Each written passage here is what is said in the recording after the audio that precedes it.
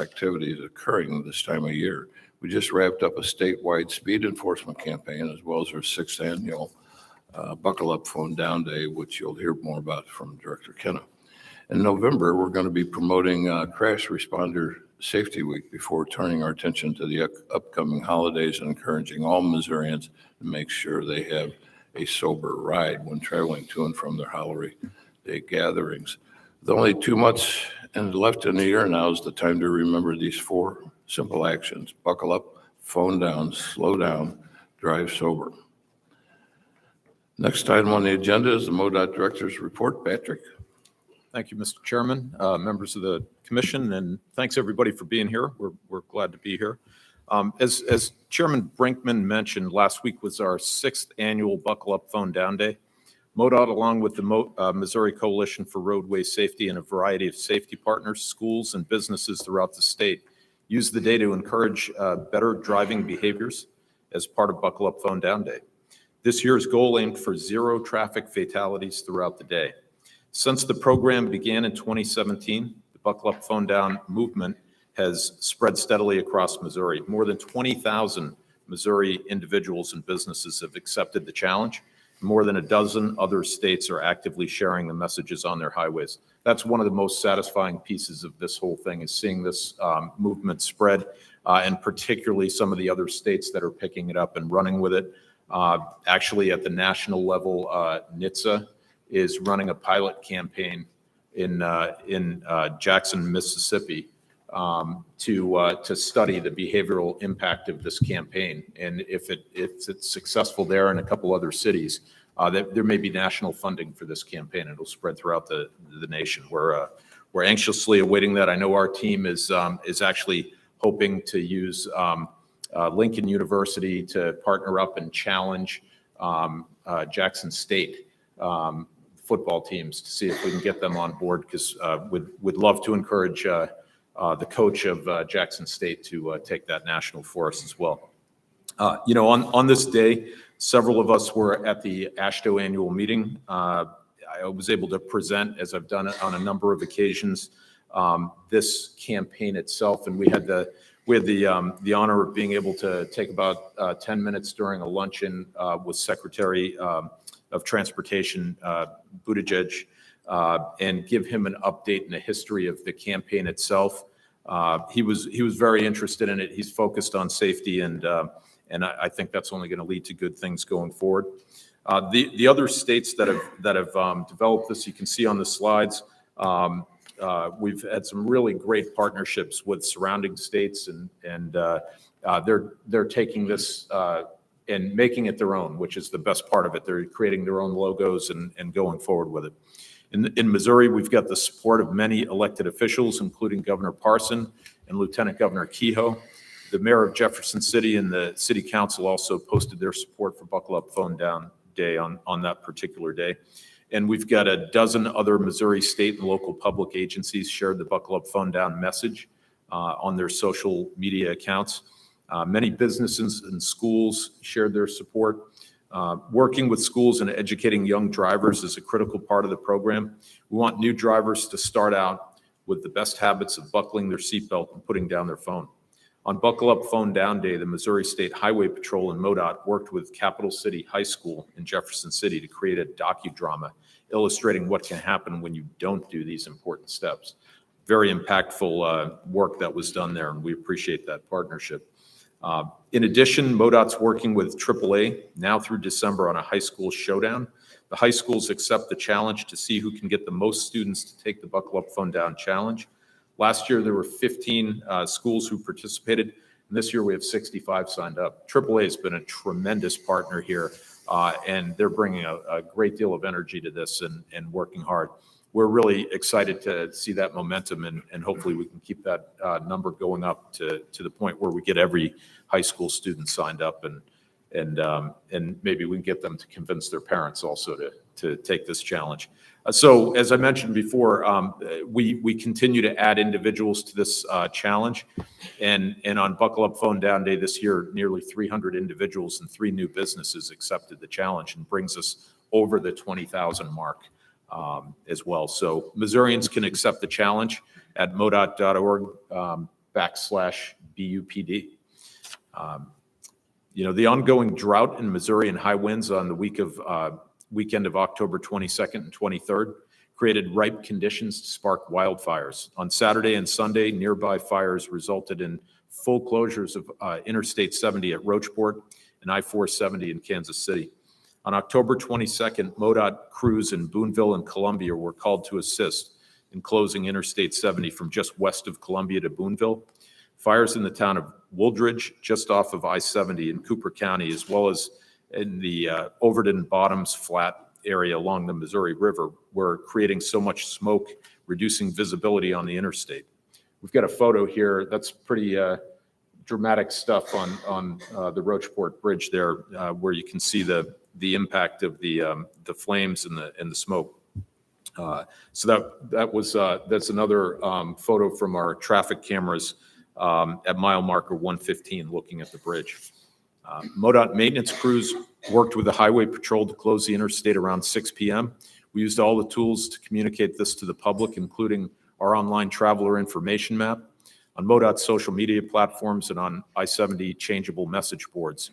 MoDOT staff was present at SEMA to support the operation. At 8:15 p.m., the Highway Patrol determined it was safe to reopen I-70. By 10:30 p.m., all MoDOT maintenance staff had left the scene and were available on call in case of issues. On Sunday, the 23rd, a portion of I-470 was closed for many hours between Grandview and Lee's Summit in the Kansas City area. Again, the MoDOT team responded to share the information, safely close the highway and detour traffic. On Wednesday, October 26th, Governor Parson visited the town of Wooldridge, which lost half of the structures in the town.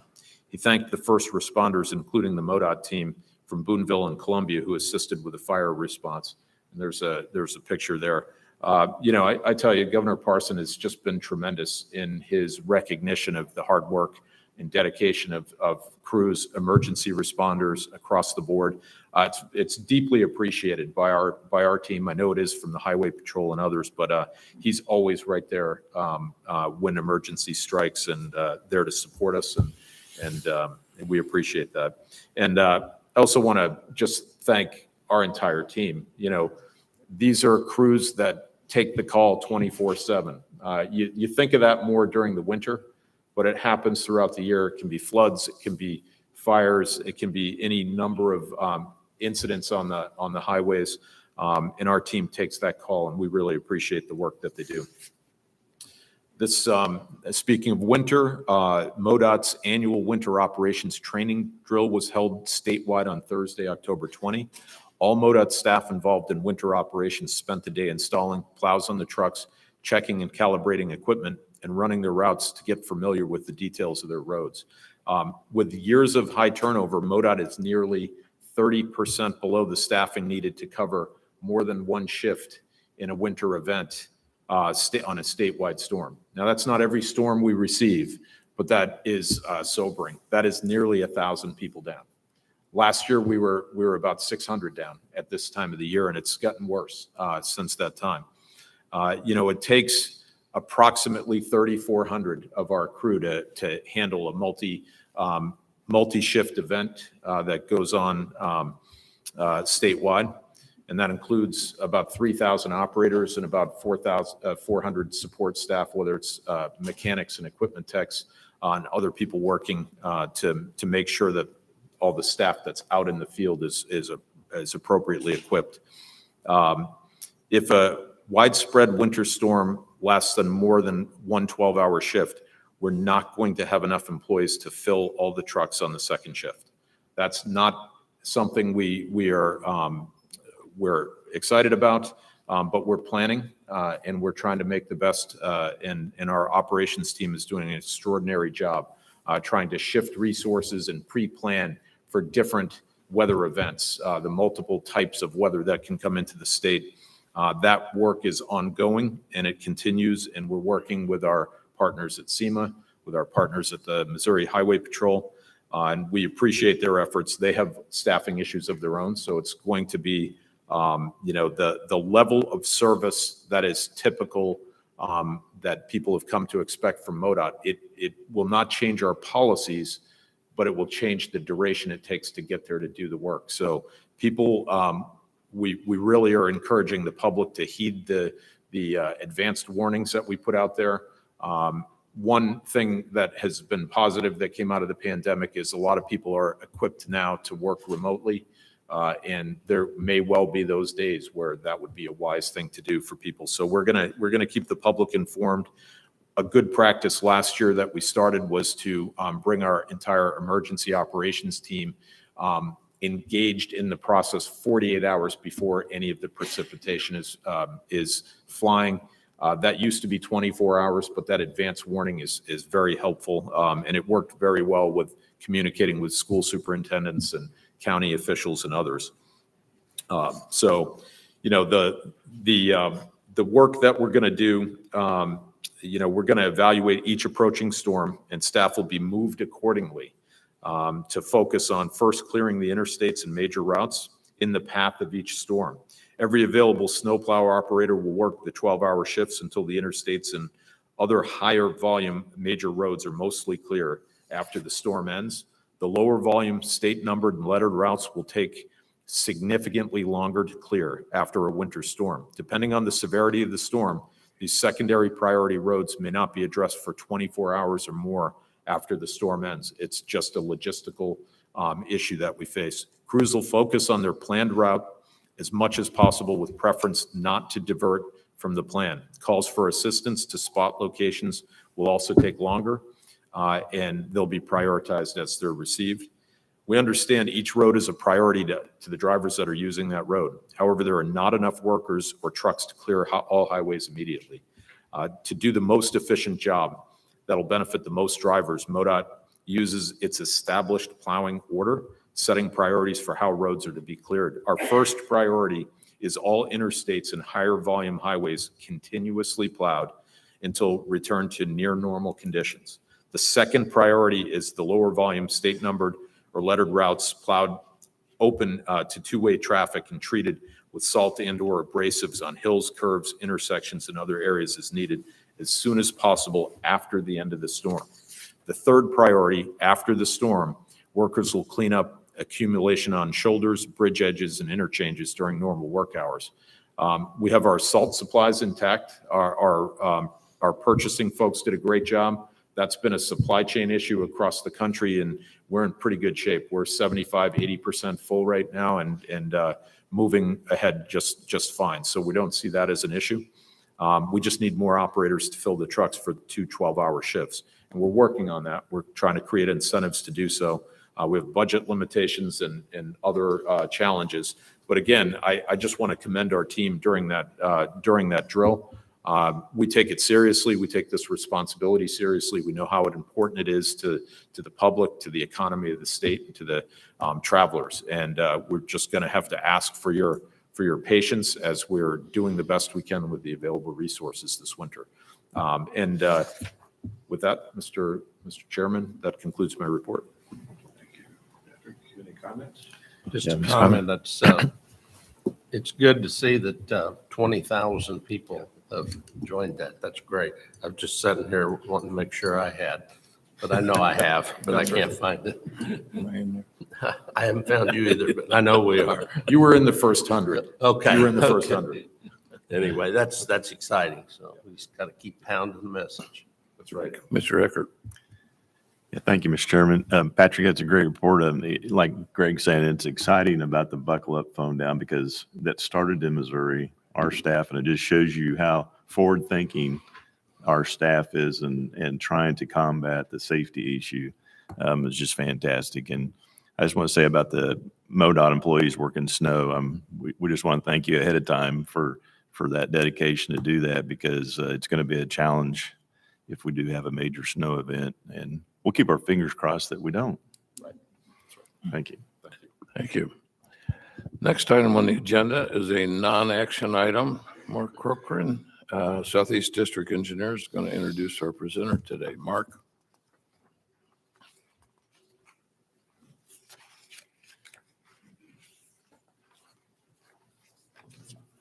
Well, that was a little bit of a surprise for me, but I think Mayor and Mayor Stacy Kinder here in Cape, and Chamber Rob Gilligan, and Alex McElroy from our local metropolitan planning, or with the city too. Yeah, are you all coming up to speak? So, yes. Yes, I'm inviting you up. Well, there's quite a list here. So we also have Amy Ferris as the city engineer and Katrina Amos as the airport manager. So I'll turn it over to you, Mayor. Okay, I got it. Thank you. Thank you. Well, thank you to you all on the Highway Commission for allowing us this time, and welcome to Cape Girardeau. I'm Mayor Stacy Kinder, and I want to tell you all how excited we are to see you here as a group that is responsible for so much of the significant infrastructure we have here in Cape. With me today is Cape Chamber President Rob Gilligan, City Engineer Amy Ferris, SEMPO Director Alex McElroy, and Cape Girardeau Regional Airport Manager Katrina Amos. I will quickly yield the floor to those very qualified individuals who have a lot to share regarding the importance of our transportation infrastructure in both our city and the region. I'd like to just take a minute, though, to affirm to you all that we are a community that values our infrastructure. The city government has been told repeatedly by our citizens that they expect well-planned and well-maintained avenues of transportation, whether it is in the defeat of every single pothole in our city or in appreciating the most efficient use of tax dollars to keep our main arteries throughout the city humming along during rush hour. Time and time again, our citizens have supported tax initiatives and massive spending projects to ensure that our highways, city roads, sidewalks, drainage systems, and our airport are serving the public well. So we in the city are very pleased to have this chance to connect with you all here today as an important partner in this entire enterprise of helping our people move safely from place to place. And we look forward to a strong relationship moving forward. And with that, I will turn things over to Mr. Rob Gilligan.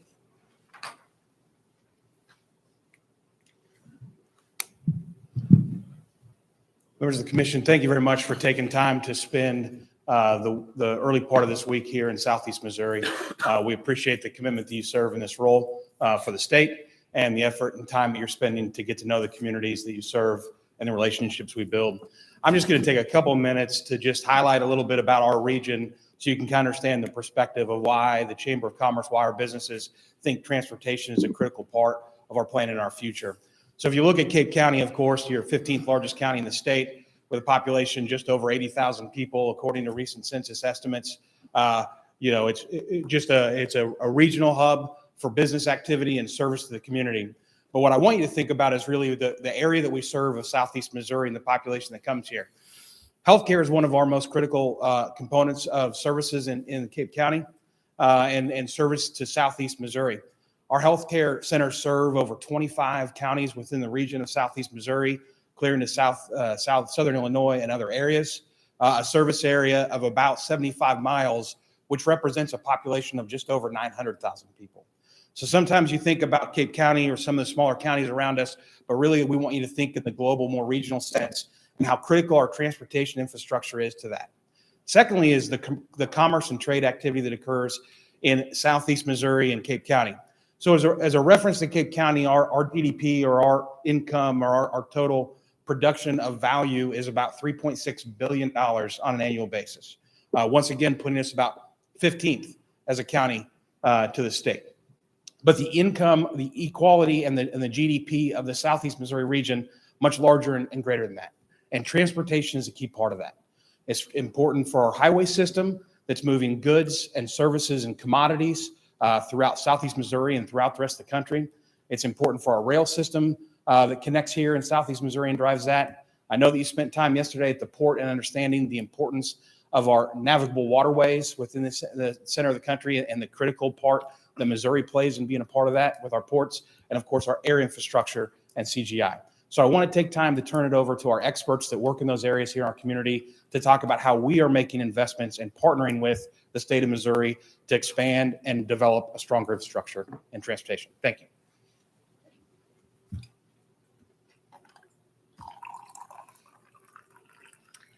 Hi, I'm Amy Ferris, the city engineer for the city of Cape Girardeau, and we are extremely excited about our transportation programs. Can you in the pull your city of Cape microphone? Girardeau. Would you pull your mic We a have little closer? several. Sorry. Oh, sorry. We have several grant-funded projects either underway or getting ready to start, including our Missouri State Cost Share program, which will be creating a right-in, right-out access onto Route 74 at Minnesota Avenue. This will be an important connection to provide access to the neighborhoods in the area as well as providing access to our aquatic facility that's under construction at Jefferson Elementary School.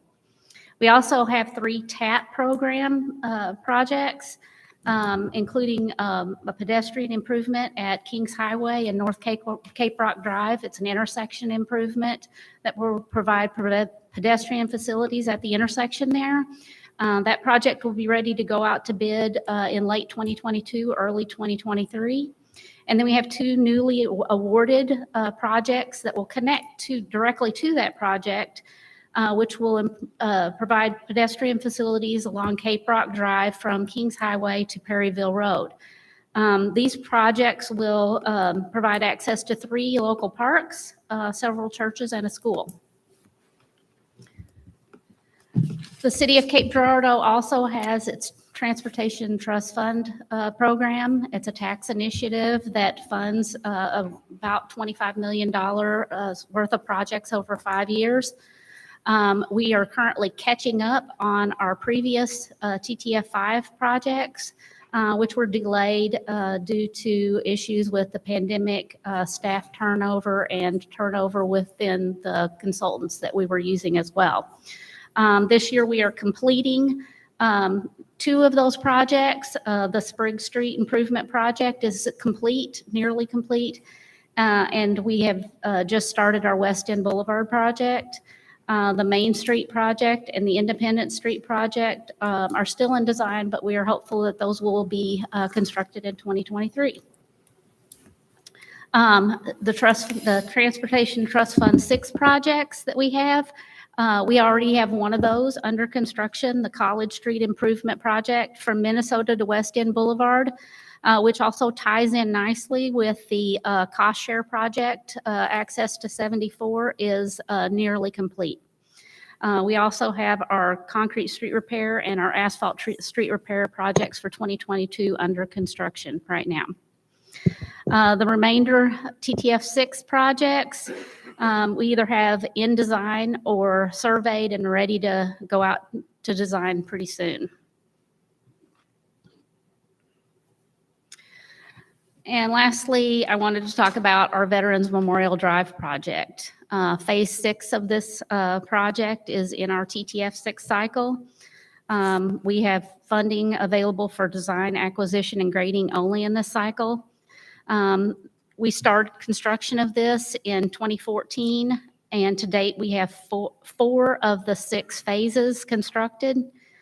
Phase 2 and Phase 6 are the only 2 portions that aren't constructed right now.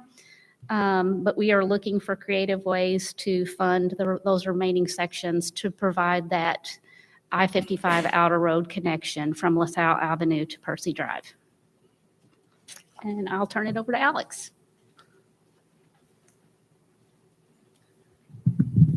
Thank you. Well, they told me I only had 2 minutes, but I think Rob and Amy did a good job shaving, so I'll use a few more of my notes that I have here, but I'll still try to be brief.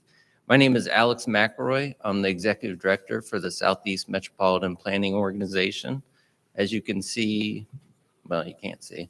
As you can see by our planning map here, we include a good portion of Cape Girardeau County. We also dip into Scott County as we capture our airport there toward the south of the map. And then we are a bi-state MPO. We do cross over the Mississippi River into Illinois, capturing just a bit of East Cape Girardeau. Our SEMPA board members are comprised of 7 different entities: the City of Cape Girardeau, City of Jackson, Cape Girardeau County, Cape Special Road District, Cape County Transit Authority, SEMO University, and SEMO Regional Planning Commission. And as I said, I'm going to try and keep this brief, so I've limited it to 2 projects that I want to highlight, but these are both projects that are on SIMPO's unfunded needs list. Our first project, you may have some familiarity with. It is our Exit 93 interchange, which MoDOT has already put some effort into. The interchange has a flyover bridge, which was constructed in 1961 and is rated in poor condition and will need to be replaced in the near future. The flyover bridge itself carries over 7,000 vehicles a day. Yet the interchange serves both industrial and commercial businesses, as well as educational institutions and healthcare facilities with direct access to Highway 74, US 61, and Old Highway 61. SIMPO has identified the reconfiguration of the interchange as a Tier 1 unfunded need. And if you look at the map with the kind of mess of yellow there, there's a lot to the design of that interchange that could be improved other than just a simple bridge replacement. So MoDOT has developed 3 conceptual designs that they've completed and shared with the public. All 3 designs enhance the safety and level of service of the interchange in lieu of the simple bridge replacement. Cost estimates have ranged from $23 million to $27 million for the complete reconfiguration. In the current MoDOT STIP, there is $8.5 million for construction and $106,000 for right-of-way acquisition. This would address the simple bridge replacement and some capacity improvements, but additional funds would be needed for the complete reconfiguration. MoDOT has held public meetings in 2020 and 2022 to solicit feedback from the public for conceptual design feedback, as well as just general inputs into how they would like to see it best reconfigured. So we ask that the commissioners keep this interchange project on their radar, as it is vital to the city of Cape Girardeau and the SIMPO region. Our next project are capacity improvements on I-55. Last year, SIMPO had developed the long-range transportation plan. We entitled it our 2045 Metropolitan Transportation Plan. In development of the plan, we employed a travel demand model, which projected out future demand on regionally significant roads within our planning area. Using 2018 as a baseline, the model rated I-55 at a level of service C, meaning unstable flow, between exit 105 and exit 95. So if you'll reference the map to the left, you can see mostly yellow representing the level of service C. But by 2045, the model projected demand for I-55 between exit 99, which is where our center junction is, where the DDI is, and exit 96, which is Route K, just out here where all our highway commercial is located, at a level of service E, meaning unstable flow. The study underscores the importance of the interstate to the region, as well as the need to improve traffic flow through a combination of capacity expansion, such as additional lanes, as well as outer roads. SIMPO has prioritized 6-laning I-55 from exit 96 to exit 99 as phase 1 in a multi-phase approach for their unfunded needs list. The City of Cape and Jackson has developed plans for outer roads. The City of Cape, as Mrs. Ferris has shown, has already completed portions of Veteran Memorial Drive. And the City of Jackson has developed a citywide transportation plan which calls for the extension of Old Orchard Road from East Main Street to US 61 right at exit 105. Both projects would offload local traffic from I-55, reducing and alleviating congestion. We hope that MoDOT will continue to partner with the City of Cape and Jackson as we seek to alleviate congestion on I-55 through development of these outer roads and capacity expansion. Thank you very much for your time. I know I went a little bit over. I'll now turn it over to Katrina Amos, who is our Cape Girardeau Regional Airport Manager.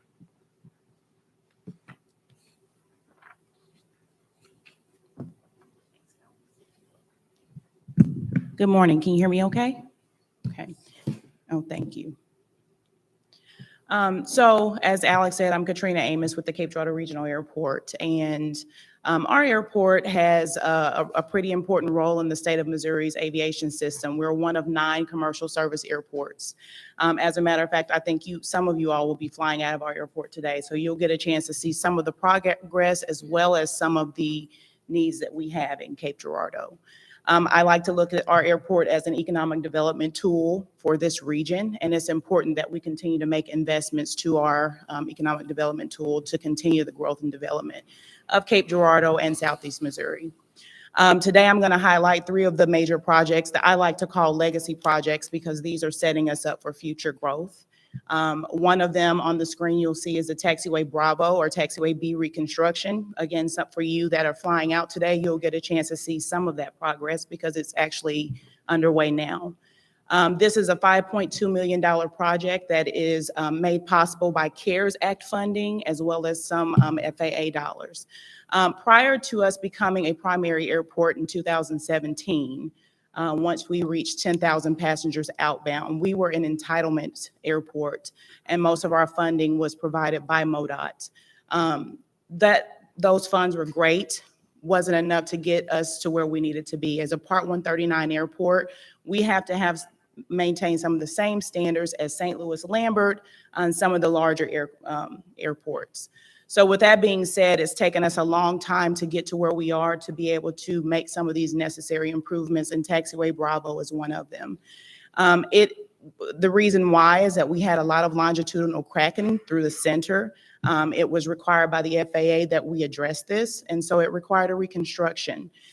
This particular taxiway is important because it handles all of our larger aircraft, such as the C-130, Air Force One, C-17s.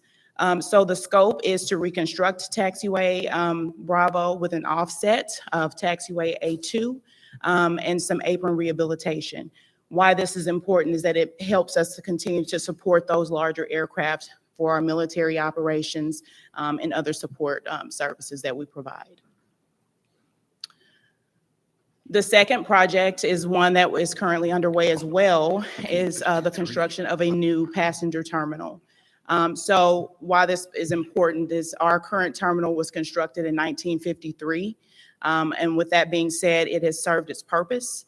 It's a 13,000 square foot facility with a restaurant inside. And if we want to grow and attract other airlines and other operations, we will need to have a terminal that can support those types of operations. So the scope is to construct a new 20,000 square foot facility, rehabilitate our airline operations areas and terminal parking lots. This is also being funded a great portion by CARES funding, as well as local dollars, the capital improvement sales tax funding that was passed back in 2019. We're currently working on this project right now and working to select a design build team similar to what Columbia, Missouri did. And so we hope to begin this project in spring of 2023 with a construction being completed in June of 2024. And finally, we are working on T-hangar improvements and additions. So, our airport has about 30,000 operations annually. We're a Class Delta airport, and we have a lot of interest in coming to our airport because we are a regional hub. We currently have 73 airplanes based at CGI. That could easily be 100 right today if I had the hangar capacity. I do not. And funding for T-hangars is a little bit tricky because most of our funding cannot be utilized for revenue generating projects, which T-hangars would be revenue generating for our community. So with that being said, we had an opportunity to utilize some CARES funding along with local funding to construct 26 new hangars in hopes to alleviate some of our capacity issues and be able to bring in some of the tenants that would like to be in Cape Girardeau as opposed to being based at other airports. So those are the projects that we're working on. We've got a few more coming down the pipeline, but we thank you all for all of your support and future funding opportunities. Thank you. Thank you. Any comments? Rob's got something there, I think. And I just want to wrap up and say we appreciate your time. Hopefully, the picture we tried to present today is the importance of our region from an economic standpoint, from an activity standpoint, and our multimodal approach to transportation and the partnership of MoDOT is critical. There's one thing I want to add. I meant to add this conversation last night when we had a conversation, but I want to thank the MoDOT staff that works in our region, Mark and Andy and Chris and the others. They've been great partners to us at the chamber, partners with SIMPO, with the community, and are great advocates for the MoDOT organization. And so I want to personally thank them for the work that they do and the support that you provide as leadership for MoDOT. So thank you very much. We're happy to take any questions you may have. Not a question, just a comment. Thank you guys for coming together and sharing all this information. I'm not going to call you all by names because I get it all wrong, but Mayor, you got a good team here.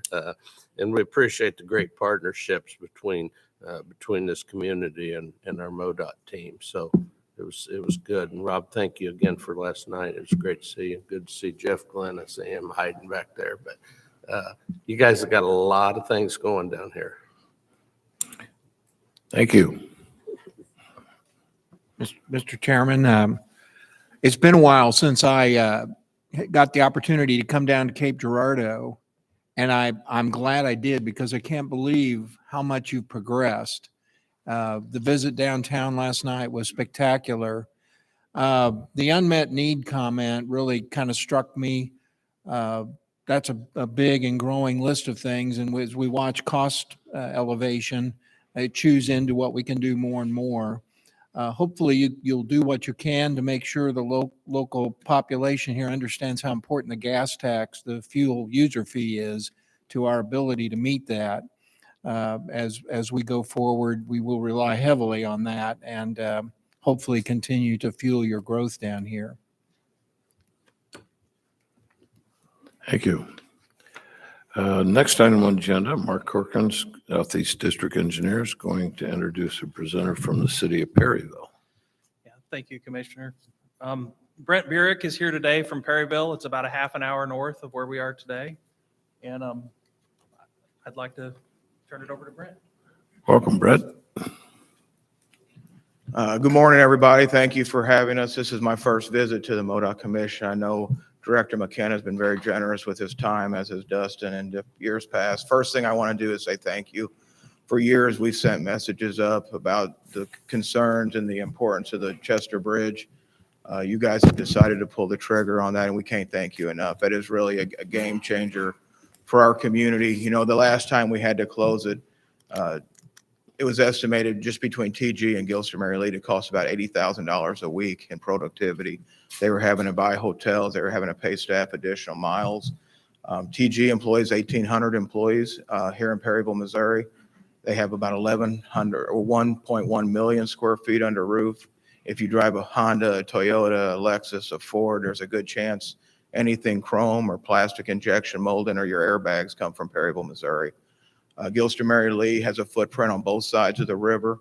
We're actually working with Holly Rader and Rick Francis on naming the new bridge, the Don Welge Memorial. Don has been a critical, I know he's met with you several times about the Chester Bridge. Nobody spoke more about its importance or connected the two communities of Perryville and Chester quite like Don Welge did. We hosted a meeting last winter. We had lawmakers on both sides of the river attend. Everybody, honestly, was on board. Everybody agreed this was the right deal. And if you don't know Gilster Mary Lee, or you don't think you do, they're the exclusive provider for Chick-fil-A chicken coats. So if you've ever ate Chick-fil-A, you've had something from Gilster Mary Lee. They have over 800 different types of food products that they make, everything from store brand cereal to noodles to cake mixes to drink mixes. So the legend is at any given moment, there's a Gilster Mary Lee truck in all 48 contiguous states all the time. So we're also very proud of them. If we could go to the next slide, please. I have to follow Katrina, who's probably the premier airport manager in the state of Missouri. So she's fabulous.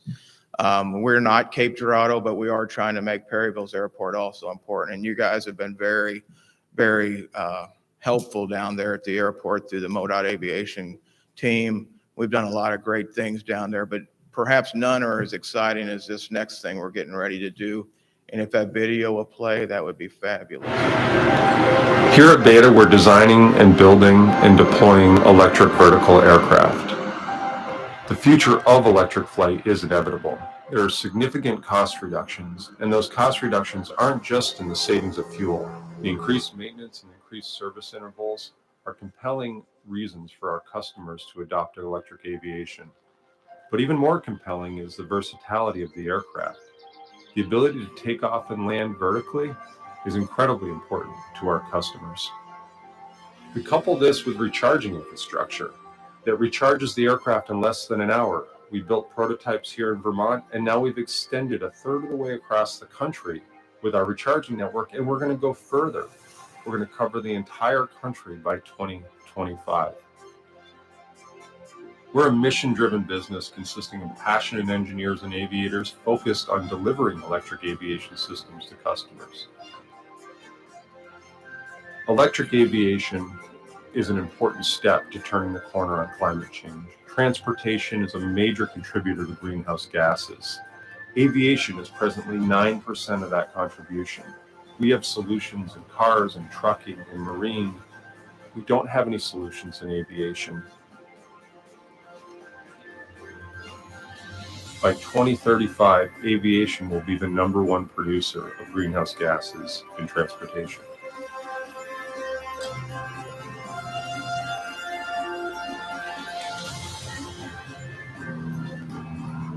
So here at Beta, we're going to make flight greener, safer, and more accessible by leading the world in the transition to electric aviation. So about 18 months ago, this company reached out to us, essentially a cold call, and they had been calling communities. They mentioned that they're 1/3 across the country. We're the tail end of that third. At the time, they had an unnamed customer due to confidentiality reasons in Bentonville, Arkansas, they were trying to get to. I'll let you guys draw your own conclusions. But essentially what they're building out is an electric charging station for planes. And these planes are pretty incredible. They take off vertically. They don't need the runway support that we've seen in years past with gas or jet fuel powered planes. And then they take off and they go. In 2024, I was able to visit. I did a presentation in Vermont last month, and I was able to visit their headquarters. It's fabulous. In 2017, they started. 2019, they had 90 employees. 2022, they had 550 employees. And they're building out this technology. It was 100% private investment. They're going to give us a little bit of money on the back end on when they sell electric. But in theory, where this goes is what starts with a guy in a plane driving to Perryville becomes a guy in a room in Vermont operating 3 or 4 planes, and eventually becomes the drone that you can call, land in Perryville, and take you to different airports around the world.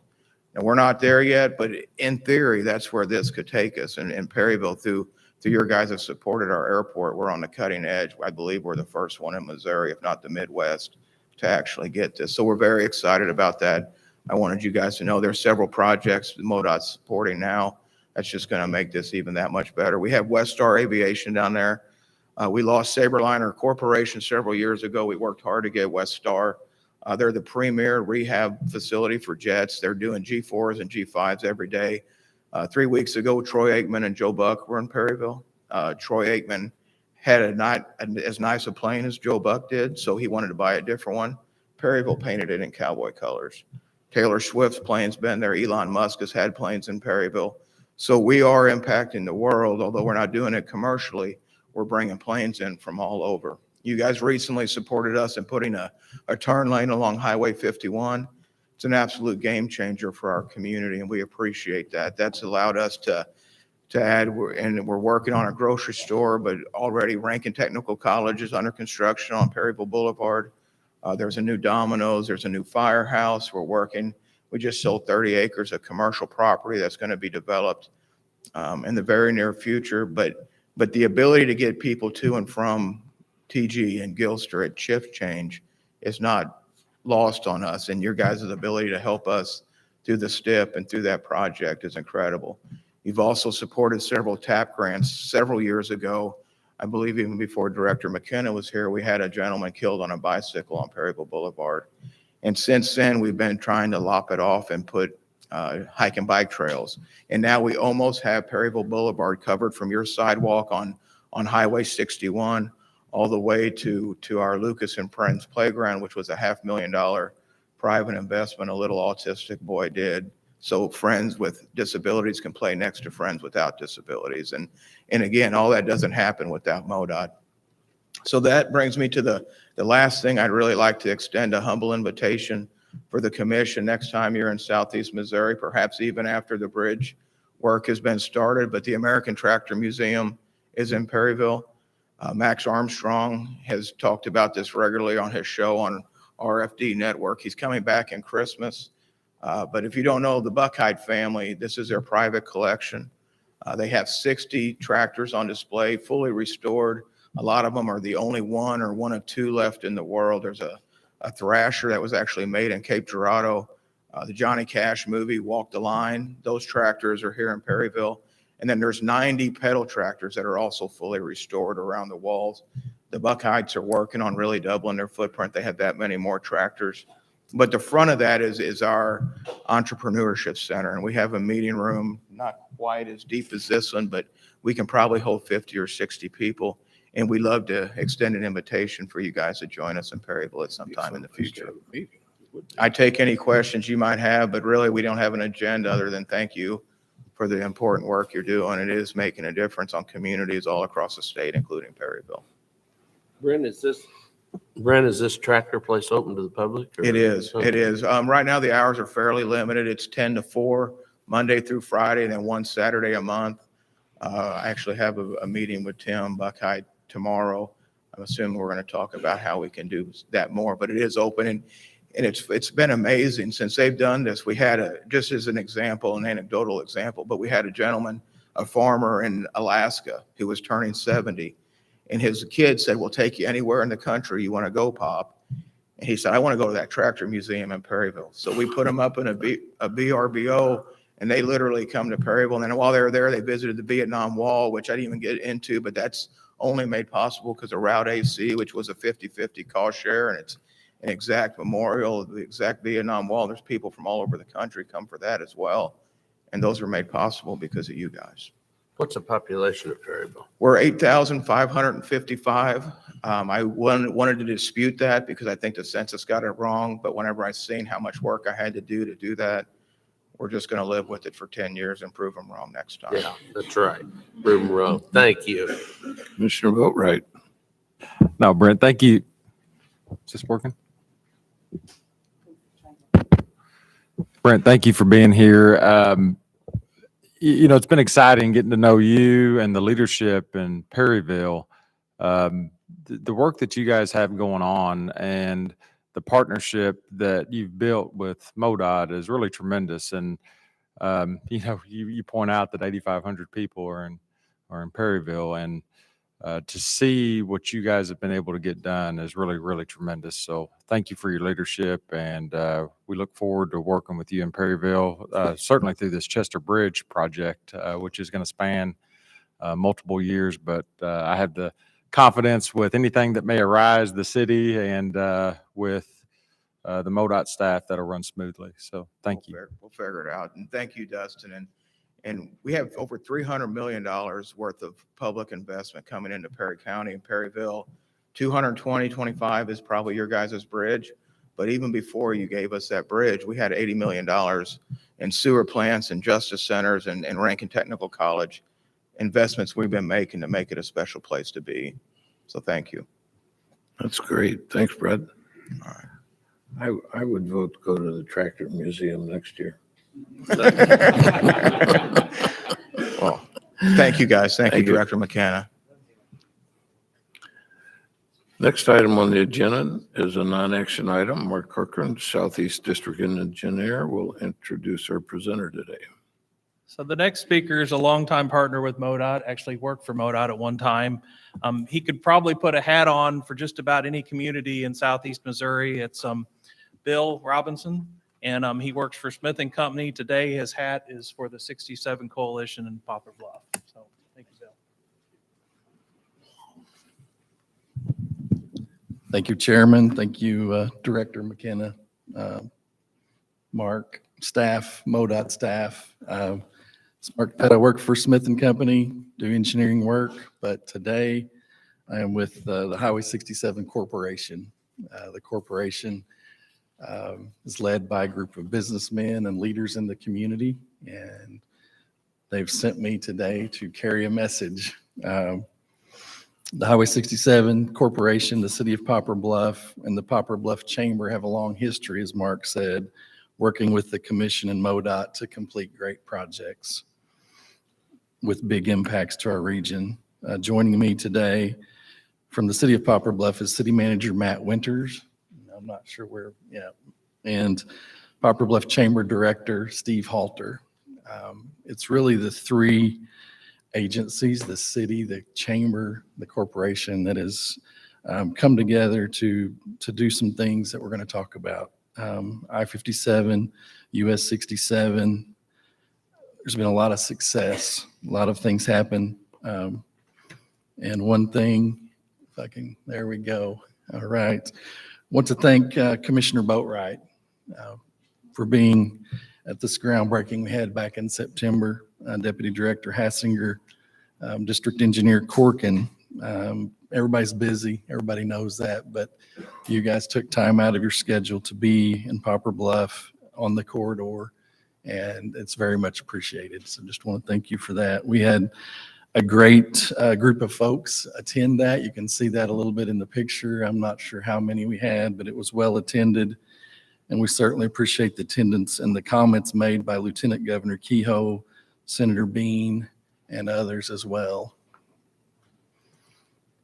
The groundbreaking event and the highway improvements that we're discussing today would not have happened without the commission and MoDOT. When our efforts began, heavy lifting began back in 2004, 2005, Mr. Dwayne Mickey was on the commission. Mr. Mickey was well respected by Mr. Jim Belknap and Dr. Tom Lawson of the Highway 67 Corporation. I'm glad that that legacy continues today with Mr. Boatwright. Thank you. In April 2005, the citizens of Poplar Bluff passed a sales tax that allowed a partnership to develop.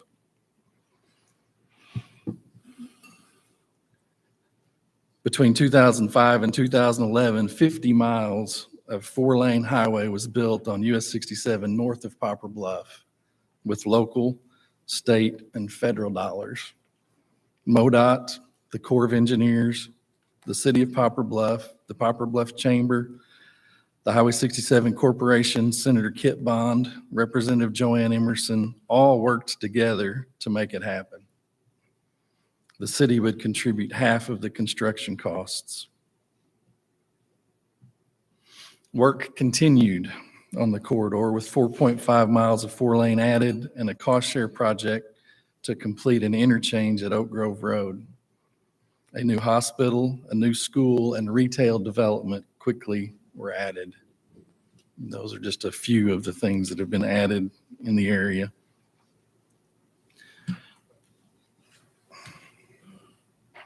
In 2016, our partners in Arkansas completed a large project. You can see the circle there towards the bottom of the slide. They now have 123 miles of interstate quality highway built from I-40 at Little Rock north to Walnut Ridge, leaving about 42 miles to the state line.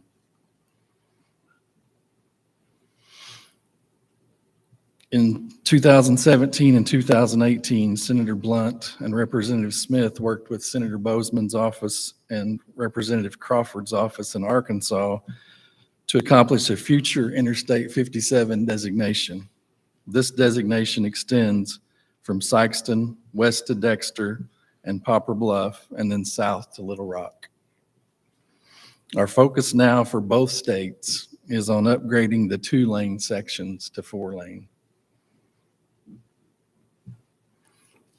In 2019, the project was awarded governor's cost share money and MoDOT cost share funding.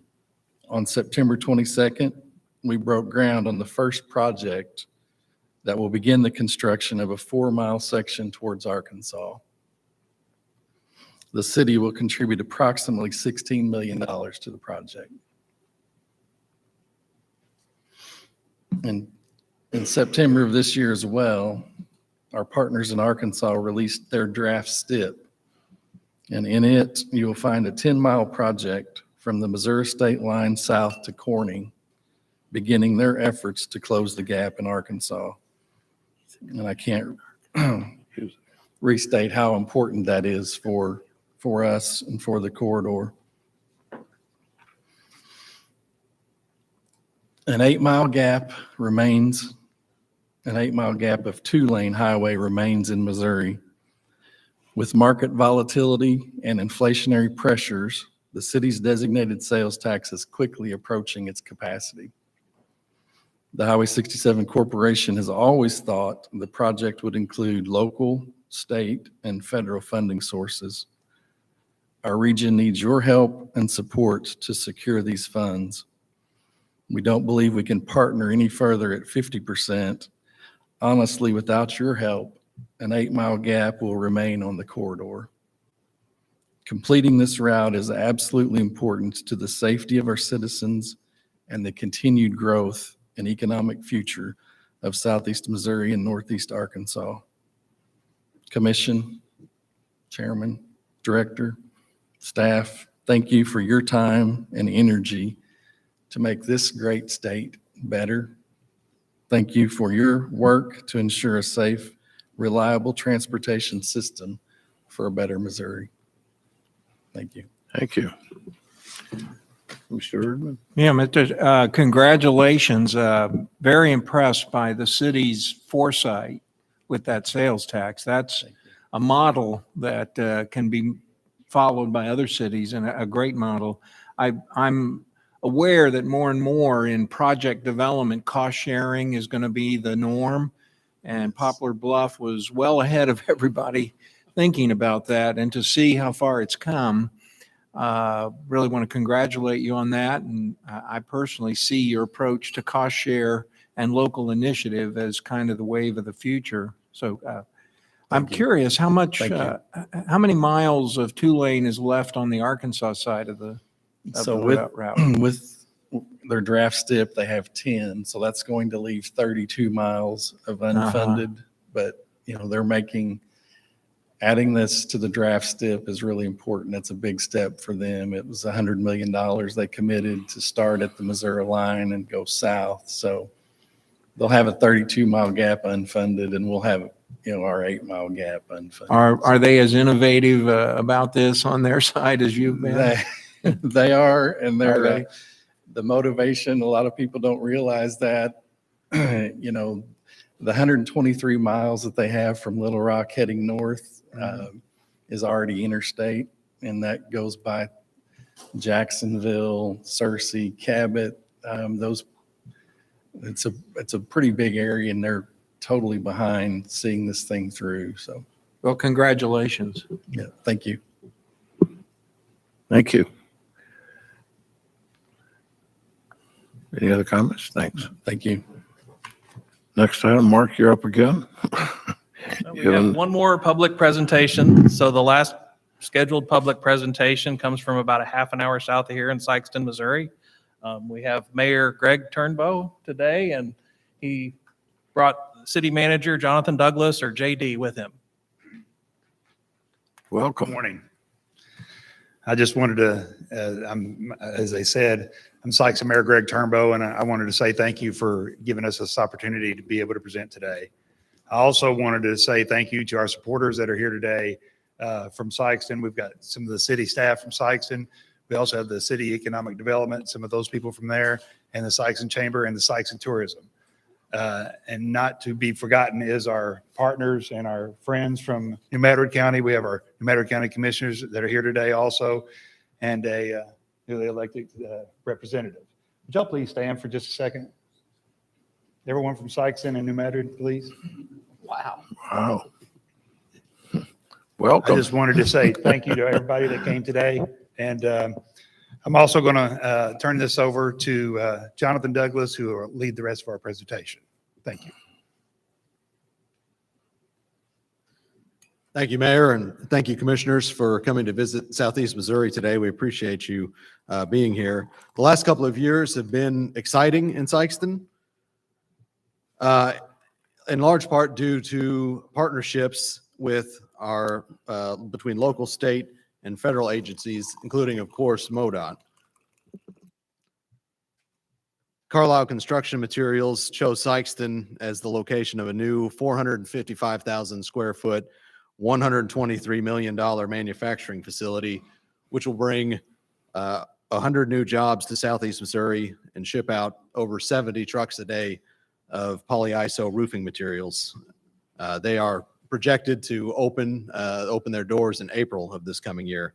This project would not have been possible but for workforce incentives from the state of Missouri, a $1 million grant from the Delta Regional Authority that you see here on the slide, a $2 million grant from the Federal Economic Development Authority, and a $2 million 100% funded economic development cost share from MoDOT to expand Highway 61.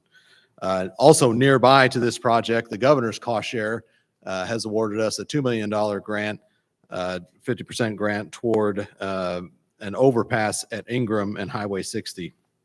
We'd like to thank Governor Parson, Lieutenant Governor Kehoe, and the Missouri Highway Commission for all of these important investments in Sykeston. We also want to thank our MoDOT Southeast District staff who are headquartered in Sykeston for all their support over the years on these and other projects. And you see in this slide the new industrial park infrastructure being built, and in the background, Carlisle Construction Materials under construction. All of these investments from our partners at the federal, state level are complemented by local city and county investments in these projects. The city of Sykeston purchased industrial park land on the south side of town for about $3.2 million that Carlisle and hopefully other industries in the future will locate. The city also purchased right-of-way that can accommodate a future interchange at Ingram Road and Highway 60 for $750,000.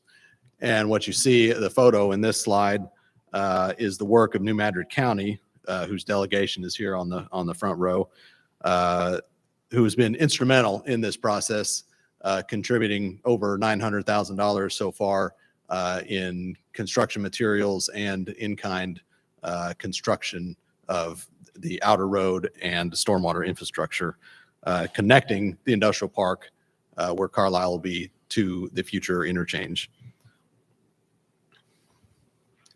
The big picture, I want to echo what our friends at the Highway 67 Corporation have said about the importance of future I-57 connecting Sykeston to Poplar Bluff to Little Rock. We are 100% supportive and endorse the work of the Highway 67 Corporation and their projects in the Poplar Bluff region, and also the efforts of the city of Poplar Bluff and the city of Dexter all along this highway future I-57 corridor. Upgrading Highway 60 to interstate standards will make it possible to bring more projects like Carlisle Construction Materials to Southeast Missouri. We thank the Highway Commission for their support of this goal. We ask for your continued support of Sykeston and New Madrid County's efforts to close at-grade crossings and build an interchange in Sykeston, improving safety and economic development in Southeast Missouri, and ultimately allowing the completion of that future I-57 project. Thank you. Thank you. Any comments? Mr. Chairman. Commissioner Treats. Thank you. Can you hear me? I just wanted to thank Mayor Turnbow for joining us this morning. I had a chance to visit with Mayor Kinder this morning before the meeting, and I appreciate you taking time out of your schedule. What a great delegation from Sykeston and New Madrid here today. I appreciate the working relationship you have with MoDOT. As a former mayor, I know what challenges you deal with on a transportation issue, but bringing all these communities together to work together, I think is going to pay big dividends. And I know the entire department will continue to work closely with you in those efforts. So, thank you. Patrick? Yeah, I'd just like to follow on those comments as well. We really appreciate the partnership and frankly, the patience, working together over time when we're trying to access resources. All the presentations this morning and all the presenters really represent great partners for MoDOT.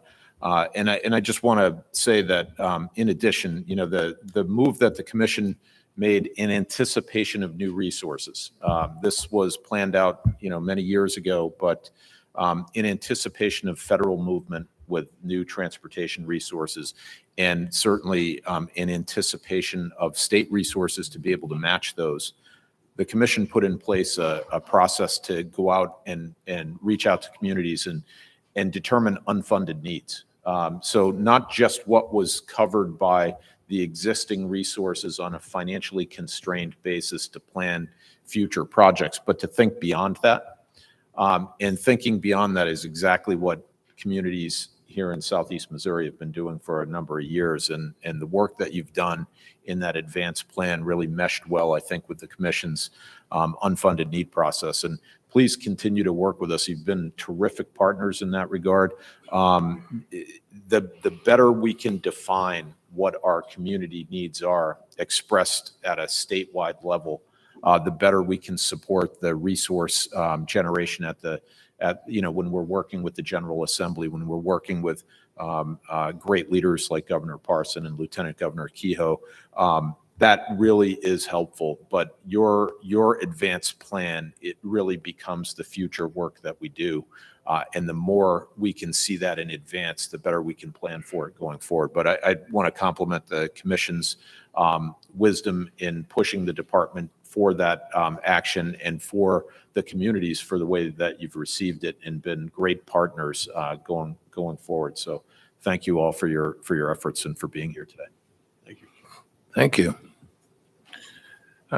Before we proceed, we have another special guest. Representative Jamie Berger has joined us. Jamie, give us a wave. Welcome.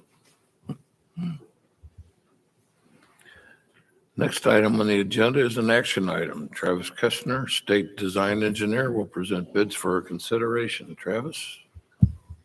Good morning, Chairman Brinkman, Commissioners, Director McKenna. I'm here today to present the results from the October 21st, 2022 bid opening, where MoDOT received 112 bids on 38 calls. We recommend the following to you today, and that's to award all calls to the lowest responsive bidder, except for calls A04 and A06 located in the Northwest District, C03 located in Kansas City District, and D06 in the Central District. We recommend rejection of calls A04, A06, C03, and D06 due to excessive bids per Section 102 of the Missouri Highway Specifications. We also had what we deem an urgent project to repair a small piece of pavement in the Kansas City District, which we bid last Friday, October 28th. And we recommend award of that project, which we called CO1 as well. So those are our recommendations to you today. Thank you. Any discussion? Do we have a motion and a second? So moved. Second. Been moved and seconded. All in favor, say aye. Aye. All opposed, same sign. Motion carries. Do you have an update for us, Travis? Yeah, we had no focus on bridges. We still have 8 of those. They'll start coming up here in the next few months, so we can get them all out to you by next spring. So for today, those awards, we're awarding $164 million worth of work today. So pretty good set of work. We're still seeing those budget pressures. For this month, we're around $30 million over the original STIP program budget. For the year, just a little bit over 3 months, we've already awarded over $670 million worth of work, which is a lot for a little bit over 3 months. We are seeing those budget pressures as well, though, with the market. It's been a crazy market the last 13 months as contractors, and we'll tell you, we're around 34% over that original STIP budget for those months. And our next couple bid openings, this was a pretty big bid opening, $160 million. Next month, we're over $150 million. In January, we're a little bit closer to $160, $170 million worth of work, plus Chester Bridge design build coming up, and a little bit work on St. Louis I-55 design builds getting ready to get started too. So a lot of work coming up. So all exciting Mr. Chairman. projects. Travis, thanks for the report, and thank you to your team and you for doing good work to keep us close to budget, but I know it's tough right now. And it is concerning for the commission that we're seeing less bidders on some projects in some areas, whether it's due to they're just too busy or what, but hopefully things will calm down and we can continue to keep letting the amount of projects we've been doing. Okay. But it's going to be challenging with the price things are. Yeah, we appreciate it. We see all the pressures. Contractors are facing a lot of challenges as well, so we'll keep putting the work out there. Hopefully, the market will stabilize here for us. Patrick? Yes, thank you, Mr. Chairman. I know when we talk in brief about being 34% over budget, when we're talking about hundreds of millions of dollars of taxpayer money, where does that money come from, right? That's a big concern. Frankly, it's coming from the future. We do in our current STIP, the 2023 to 2027 STIP, where we have almost $7.5 billion worth of construction projects and a total value of about $10 billion. You know, we only programmed about 80% of the available resources. So the out years are not programmed 100%.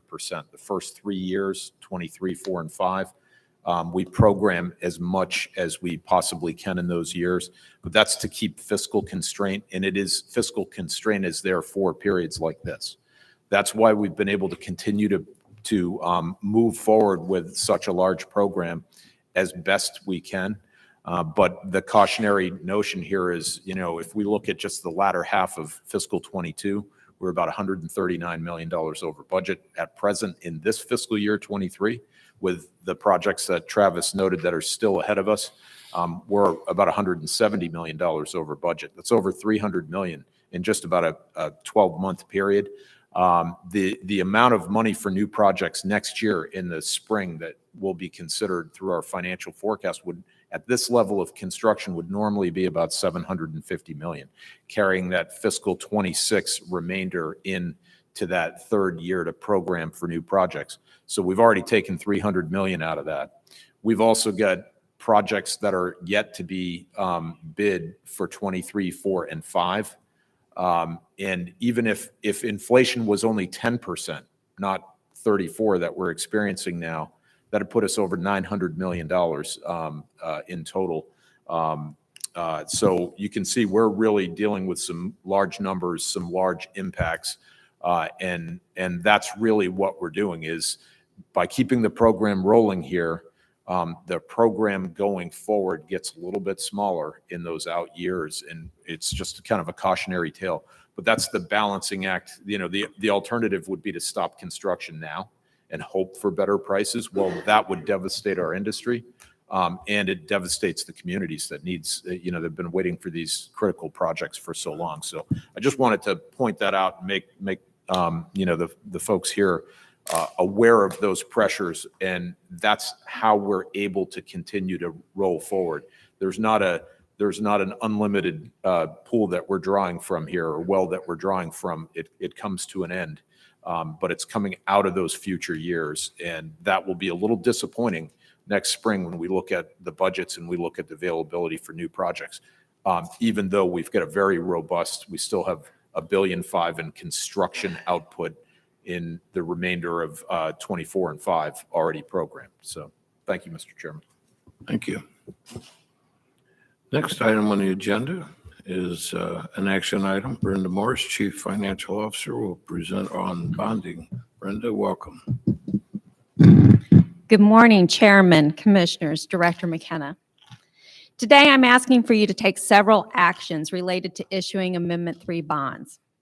In November of 2004, Amendment 3 was voter approved as a constitutional amendment that redirected a portion of the statewide sales tax on motor vehicle purchases from the state's general revenue fund to a newly created state road bond fund.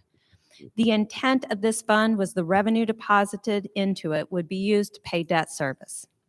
Last January, when I presented the financial forecast to the Commission, it included a $500 million Amendment 3 bond issuance in fiscal year 2023. In fact, the last two forecasts that I presented included this issuance. The proceeds from this issuance was included as a funding source to support the average annual construction awards of $1.5 billion in conjunction with the revenues from the increase in the motor fuel tax and the federal funding provided by the bipartisan infrastructure bill. This bond issuance helped to stabilize the construction program over the 5-year period. We have developed the structure of this issuance, so if the Commission so chooses, the process could be repeatable. The thought would be that an issuance could occur every 3 or 4 years if the economic conditions support it. Again, this would encourage a more stable construction program versus a spike in 1 or 2 years. The transaction being discussed today will generate $500 million of bond proceeds. We estimate that around $488.6 million in bonds would actually be sold and be sold at a premium. These bonds will be issued under the third lien of Amendment 3. Last month, we met with 3 credit rating agencies, Standard & Poor's, Moody's, and Fitch, and presented information related to our debt and this particular transaction. And I have some good news to share. Standard & Poor's affirmed its current ratings of the Commission's outstanding debt for senior lien and Amendment 3 debt and assigned a AA+ rating to this issuance. Moody's assigned a AA1 rating for this issuance and affirmed the AA1 rating for the outstanding third lien debt. Lastly, Fitch assigned a rating of AAA for this issuance and has upgraded all outstanding second and third lien bonds from AA+ to AAA and affirmed the ratings on the remaining outstanding debt. These ratings are good news, especially the upgrade from Fitch. So congratulations on receiving those ratings. The bonds are scheduled to be sold through a competitive sale on Tuesday, November 15th. The closing, which includes the delivery of funds, will occur on December 14th. And I will come back to you next month with a summary of the results of the actual bond sale. So today, I have several things I need approval for. So I'm asking you to adopt a resolution that allows us to prepare and distribute the preliminary official statement and the final official statement that states the Commission intends to issue third lien state road bonds Series A 2022, offer for sale for the bonds, authorizes the approval of the related documents. I'm asking you to authorize the Secretary of the Commission to execute the resolution confirming its adoption by the Commission, authorize the Series A 2022 bonds to be sold through a competitive sale, and authorize the Director or myself to execute the related documents for the bond issue. I'd be glad to answer any questions. Mr. Chairman, I move that we approve Brenda's recommendations. Second. Been moved and seconded. All in favor, say aye. Aye. Opposed, same sign. That motion carries. Any discussion? No, Brenda, just thank you and thank your team and the financial team for their hard work on this. And we really know this is a very, very important project to get money to do these projects for funding. So we appreciate your hard work. I know it's not an easy job, but Absolutely. I'll pass that on to the team. please do. I look forward to hearing in December. Patrick? Mr. Chairman, the commission takes seriously anytime we issue debt. And, when I first heard about this, I had some questions. And I just want to say that coming from the transportation industry, it is essential to have predictability about project scope. Worst thing you can do is start and stop. And while taking on debt is always a sober responsibility, it's also a sober responsibility to make sure that you're prudently able to complete projects that you're scheduled so that you don't get behind. Because when you get behind, you spend a lot more money. So I just want to state that I really enjoyed working for the first time on this debt issuance and kind of seeing how we do it here at the commission. It's critically important that we keep our project schedules on time, on schedule. Even more important, when we look at the cost escalation taking place, that we not allow ourselves to get behind, and this debt issuance allows us to do that. So 3 cheers for the work you did on this. Thank you. Thank you, Commissioner Erdman. Patrick? Yes, Mr. Chairman, thank you. And I wanted to thank Commissioner Erdman. Very significant expertise, I think, in major infrastructure projects he brings to bear, and had very good questions that are legitimate questions. Since the last time we issued debt, the prevailing interest rate is much higher. So very reasonable question as to why we would go forward in these circumstances, looking also at the duration of the debt, which I can really appreciate. We've tried to be very conservative with duration of debt. This commission has since 2019, with the adopted changes in our debt policy that the commission adopted, we have a very conservative approach to debt. Very much considers duration, considers the market conditions and when to go to market, but also that notion that we're trying to create a stability in output, because that is how that predictability brings us and brings taxpayers better prices from competition in the construction industry. When they can see in advance the work that's going to be coming and the scale and size of the program, that lowers the degree of risk when they have to put at-risk capital in place to buy equipment, to bring workers on board, to create facilities. And that is a very difficult business to work in. So I think this is a wise approach, although we are also concerned about the rate of interest, and we're hoping in this competitive bid to be, at a reasonable rate. It is that inflationary pressure against our existing portfolio of projects, though, that has gone up far greater than the rate of interest that has us pressing forward. But I appreciate the thoroughness of the questions, and really do support that effort to be so thorough in our review of moving forward with debt. I share the commissioner's concerns on taking debt, and we have to continue to remember that it is a debt to be repaid. One of the things we're doing in this issuance, so that is we pay principal in that first year. We're not pushing that into the future, into future management. So we will be taking this debt down very quickly over a 10-year period. It's not callable. We did meet with our financial advisors. There's about $157,000 benefit in the pricing right now for that lack of callability. It would only be callable in the probably 2 to 3 years before the final duration. Time will tell if that's the best of decisions, and we'll keep the commission informed. Thank you. Thank you. Next items and action items. Brenda's going to report on the fiscal year 2022 annual comprehensive financial report, including the audit report. Yes, I am. So I will continue. Today, we have our external auditors with us from Reuben Brown to discuss the fiscal year 2022 financial statement audit. Per state statute, we are required to have an annual audit of our financial statements. We are also required by the Commission's bond indentures to have audited financial statements. These audited financial statements are used as part of the information that are made available as part of the bond issuance. We choose to prepare an annual comprehensive financial report, or an ACFR, because we want to maintain a high standard of accountability. An ACFR is deemed more transparent because of the information it presents.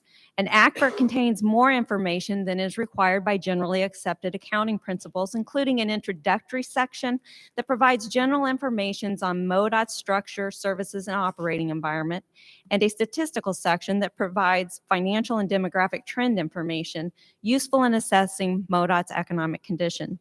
The ACFR is also a part of the group of documents that is the accountability report that is provided to the Joint Committee on Transportation Oversight annually. As stated earlier, we've received an unmodified opinion, which is the best opinion you can receive. That means the financial statements conform in all material respects to all the reporting requirements. This is the 23rd year that we have received this opinion. Financial Services are responsible for the compilation of the ACFR, but it really is a result of a department-wide effort. So we could not have received this opinion without everyone's help. Would like to say thank you to everyone who contributed. While the ACFR is an accounting document, it is quite lengthy and technical. It does contain some good information. I would direct you to the management's discussion and analysis section, which provides a good overview of the financial activity of the last year, and the statistical section, which provides comparative information for a variety of statistics. One of the items discussed in management's discussion and analysis is the department's financial health based on information presented in the financial statement. The department's net position increased by $602 million, or 2% when comparing fiscal year 2022 to 2021. The increase in net position can be attributed to the increase in capital assets and a reduction in the pension liability and the amount owed related to debt. So net capital assets, the largest single item on the statement of net position, totaled $32 billion and grew by $479.5 million compared to fiscal year 2021. This amount includes the value of Missouri's almost 34,000 miles of highway and nearly 10,400 bridges. This amount also includes the value of land, buildings, equipment, and vehicles that the department owns. From the total of net capital assets, $4.8 billion is non-depreciable, mainly from projects that aren't completed yet. For depreciable capital assets totaling $54.6 million, that is the investment Missourians have made in transportation through user fees, and about half of that is depreciated. The pension liability decreased as a result of an increase in the retirement plan's net position. As regularly scheduled debt service payments have been made, the amount owed has decreased. New for fiscal year 2022, MoDOT implemented Government Accounting Standard Board, or GASB, statement number 87 on leases.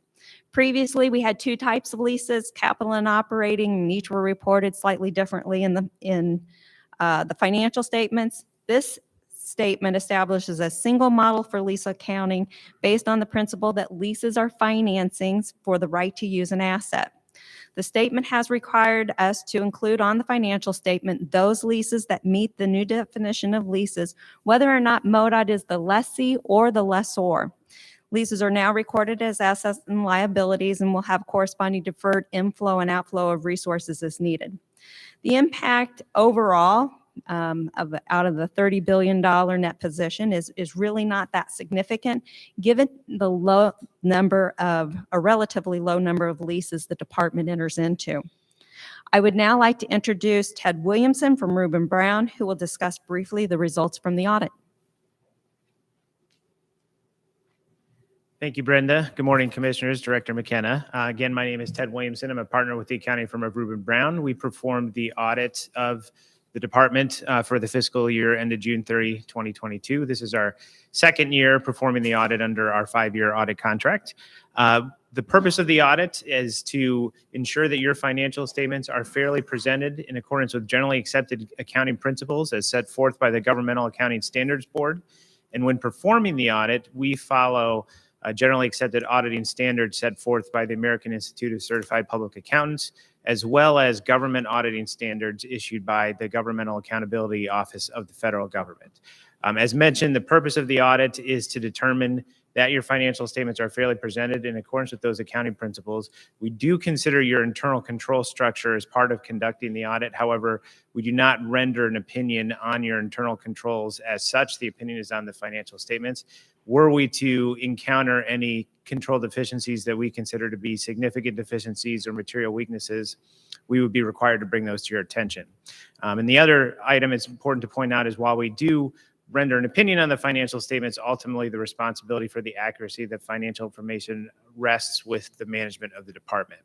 But with those caveats, we're pleased to report, as Brenda mentioned, that we did issue an unmodified or clean opinion on your financial statements, that they are presented in accordance with generally accepted accounting principles. We're also pleased to report that we did not identify any material weaknesses or significant deficiencies in the department's internal control as part of the audit.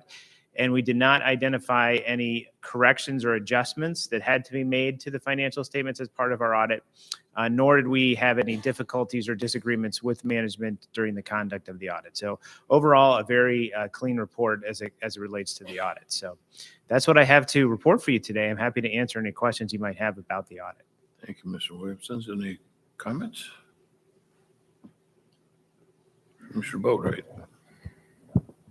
Yeah, Mr. Chairman, I would like to say that that I'm surprised that this was the 23rd clean report after spending 2 years around Miss Brenda and her staff, but I'm not.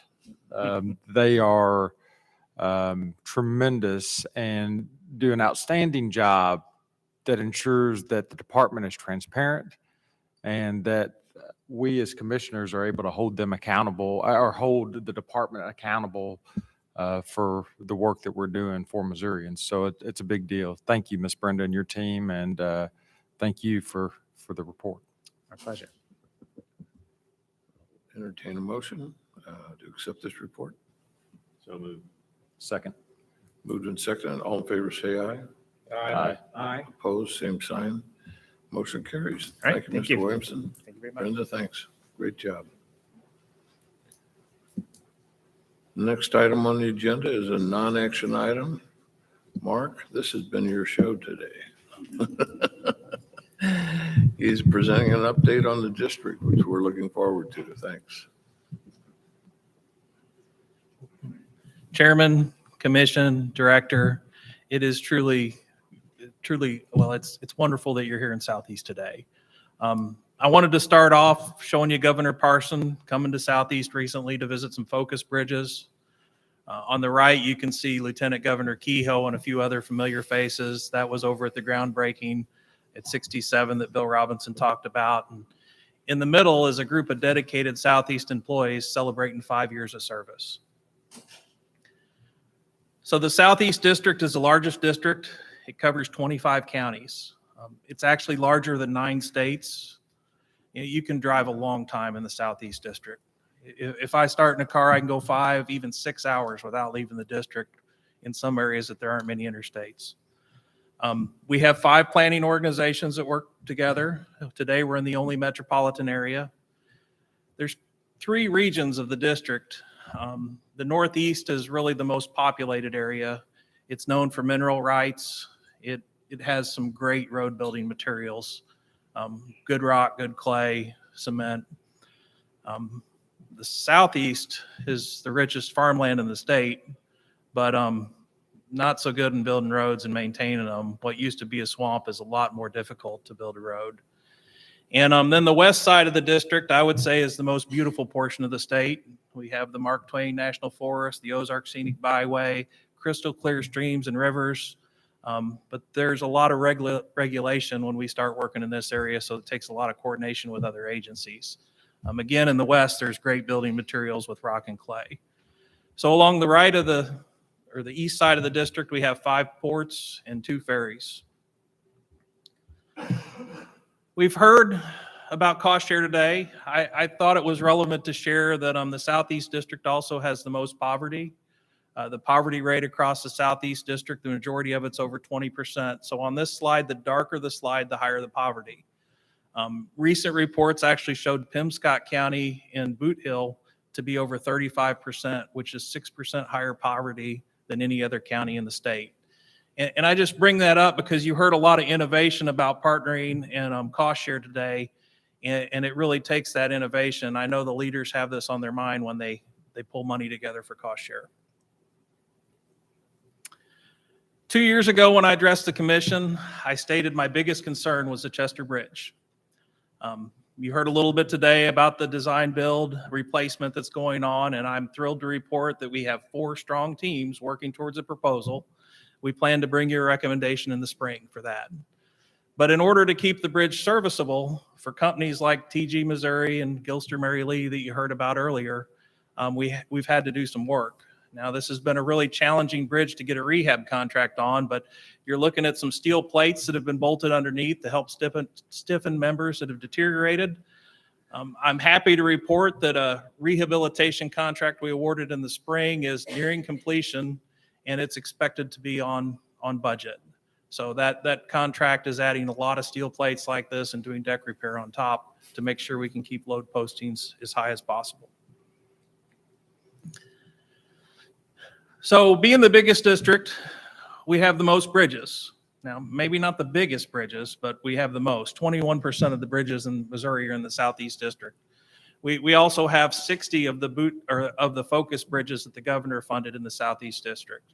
So having that many bridges to replace, Southeast got innovative, turning over a package of 17 bridges to a design build team in what we called the Boot Hill Bridge Bundle.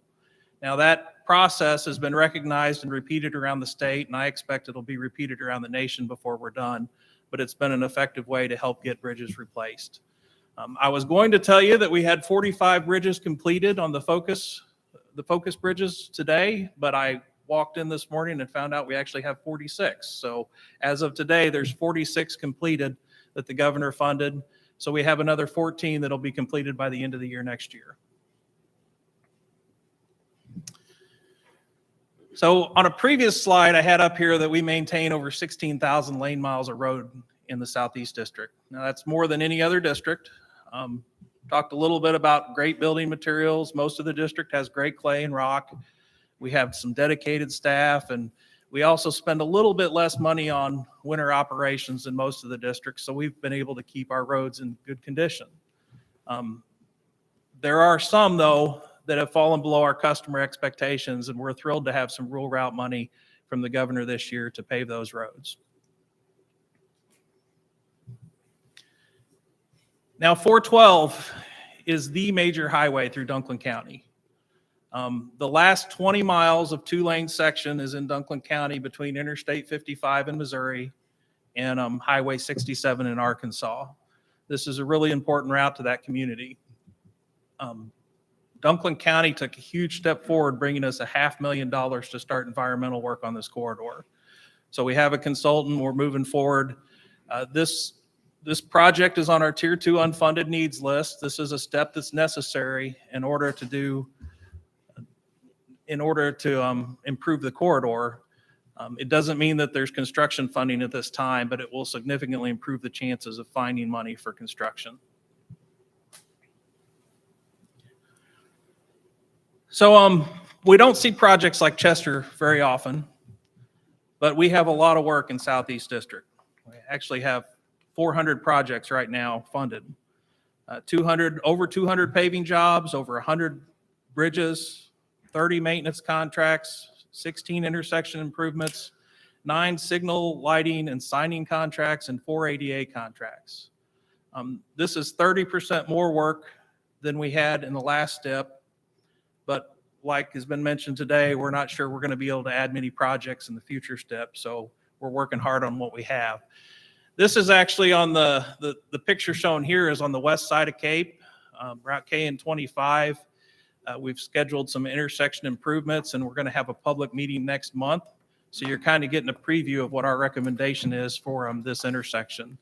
And I expect this intersection will be under construction next summer. So I want to talk a little bit about the culture of employees in Southeast District.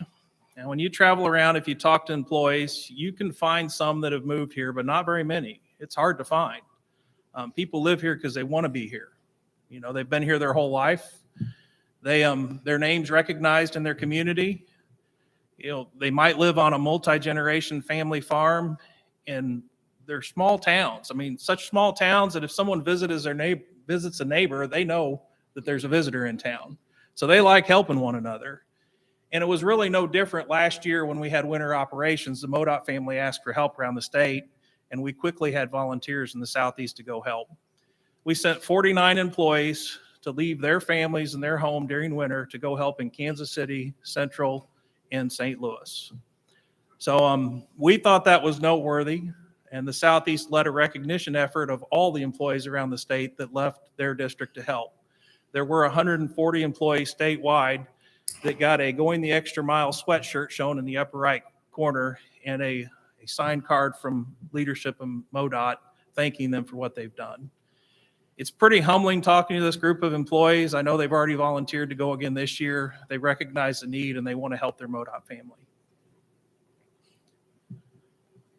So staffing in the Southeast is a little more stable than the rest of the district. I mean, I talked about the culture a little bit.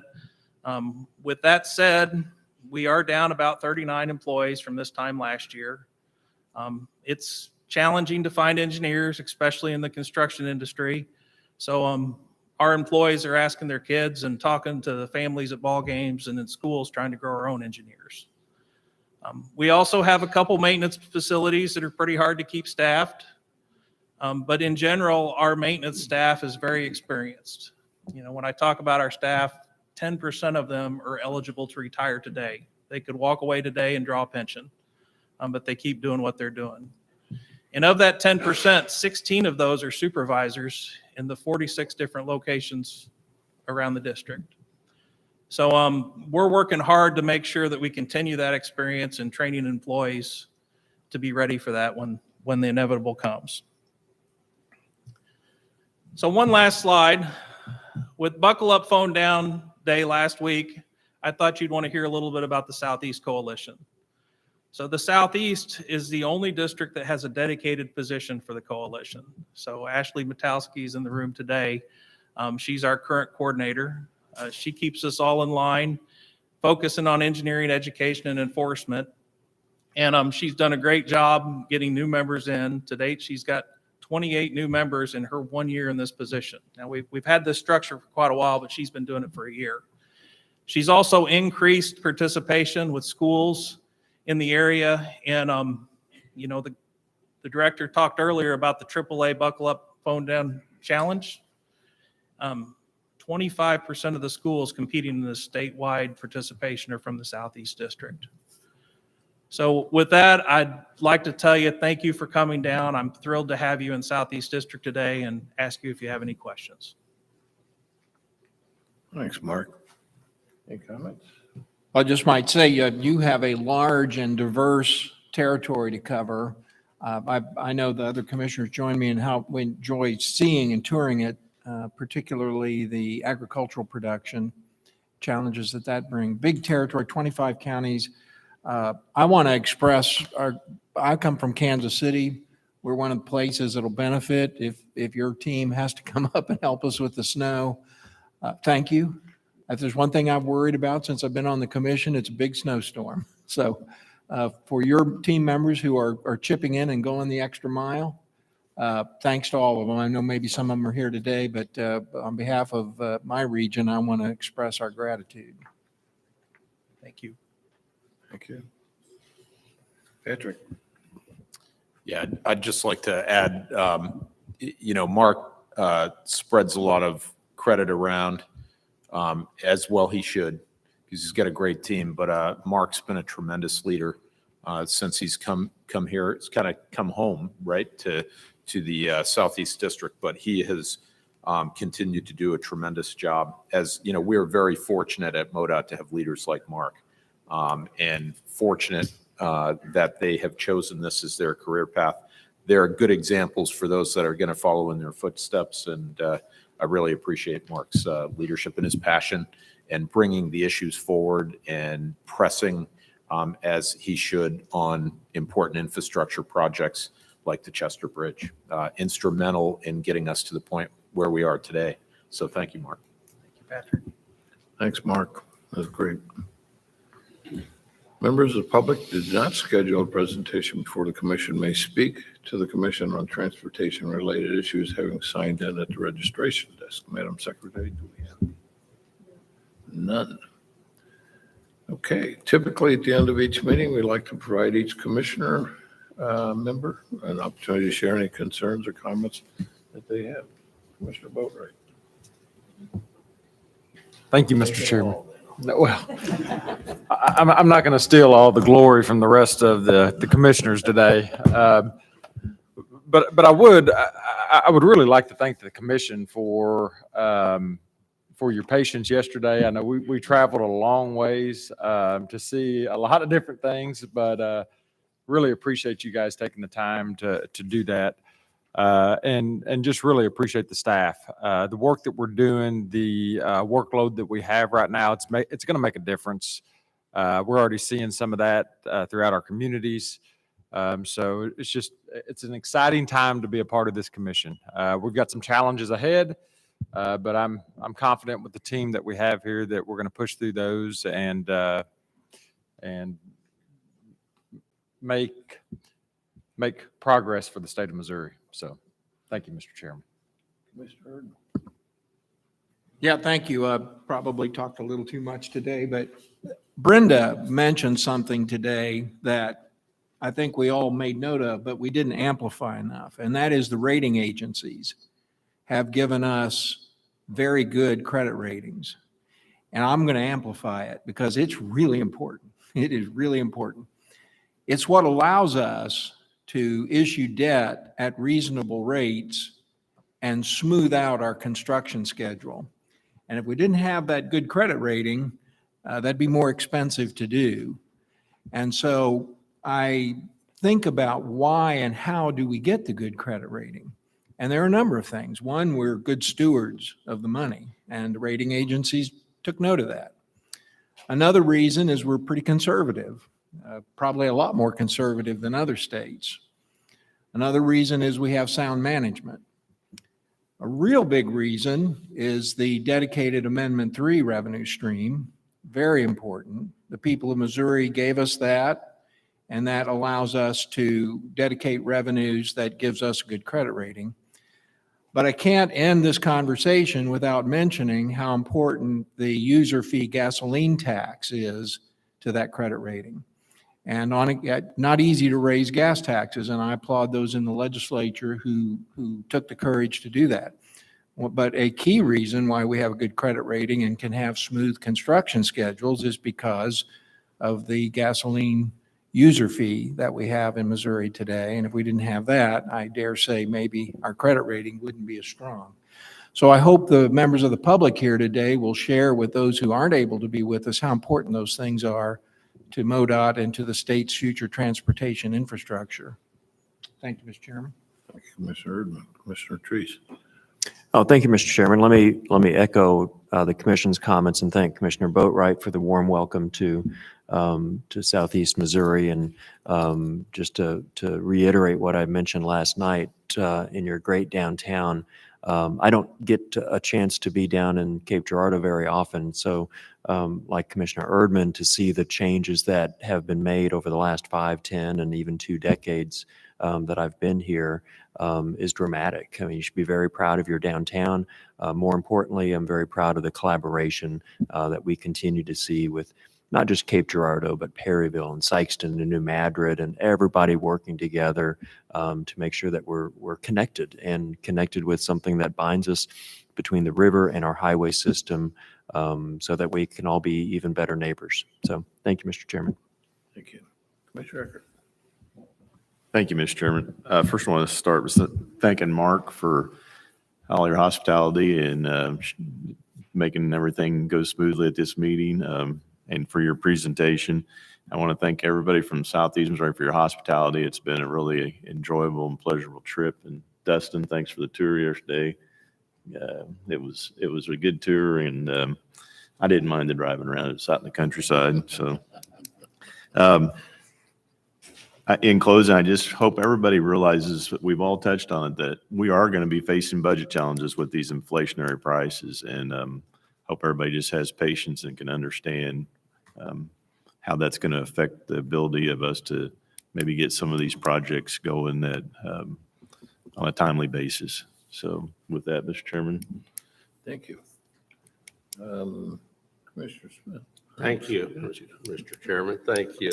Well, again, I want to echo what Commissioner Eckert said. We appreciate it, Dustin. It was very good coming down in this area. I saw a lot of familiar faces. I've been down here a couple of times, and the hospitality is great. What a beautiful city this is. And I'm really anxious to go to Perryville someday and see what Tractor Museum. I think I'm going on my way home if you'd like to join me, Commissioner I Smith. think I'll just go the other way, but I appreciate it. Thank you.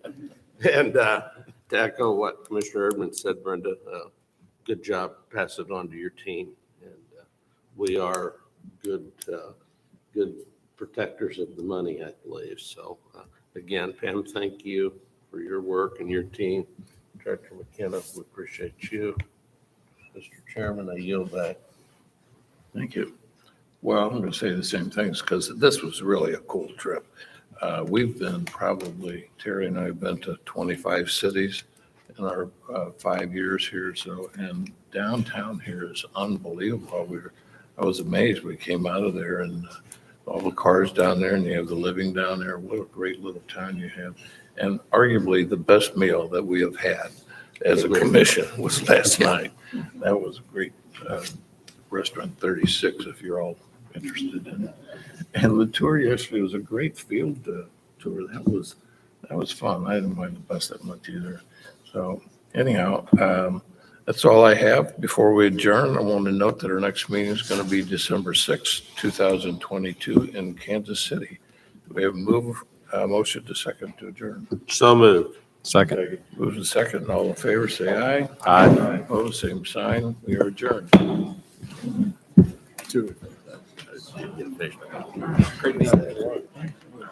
Don't run off. I've got some things in the car to take home. Well, I'm going to go. Yes. I'll catch you guys before you leave to go to the airport. I'd like to do it. Greg would like to do it. It just needs to